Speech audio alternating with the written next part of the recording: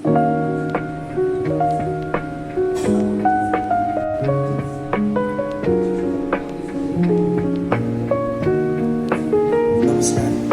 यो फिजियोथेरापी चाहिँ किन फिजियोथेरापी नै आवश्यकता छ भन्ने विषय चाहिँ म आफू पनि पहिले यो सोच, यो व्यवसायको सोच चाहिँ पहिले म आफू थेरापी गर्दै गर्दा चाहिँ त्यति बेला मैले उतापट्टि फर्केर टोलिँदै गर्दा यो थेरापीलाई एउटा व्यावसायिक प्लस सेवामूलकै बनाउँदाखेरि यहाँका स्थानीय मान्छेले पनि त्यो सेवा लिन पाउनुहुन्छ भनेर मैले यो थेरापी व्यवसाय सुरु। किन थेरापी नै आवश्यकता छ भन्ने एउटा प्रश्न पनि आउन सक्छ। अहिले दैनिक मान्छे चाहिँ हजारौँ रुपियाँको, सयौँ रुपियाँको चाहिँ एलोपेथिक औषधिहरू खाइराख्नु भएको छ।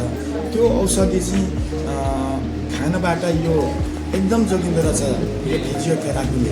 त्यसमा पनि यो बिल्कुलै एक्सर्साइज अथवा कसरतजन्य भएकोले हाम्रो दैनिक जीवनयापनमा पनि यसले धेरै सहज गराउँछ र आर्थिक रूपमा पनि धेरै बचत गराउँदो रहेछ।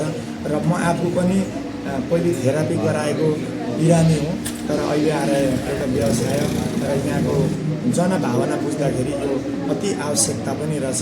एकदम यो सफल छ अहिलेसम्म। जो प्यारालाइज हुनु भएर एक साइड नचल्ने चाहिँ बिरामी हामीसँग 3-4 जना आइसक्नु। उहाँहरू अहिले यति खुसी हुनुहुन्छ, उहाँहरू आफै आउने, आफै चाहिँ आफ्नो सेवा र अरूको सेवा पनि आफै गराउने र आफै जाने गर्नुहुन्छ।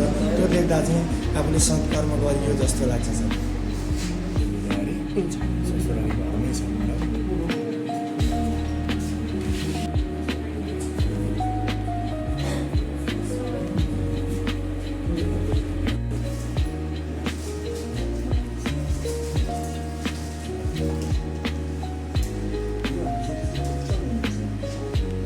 फिजियोथेरापी चाहिँ हामीले अहिले सञ्चालन गरिरहेका छौँ।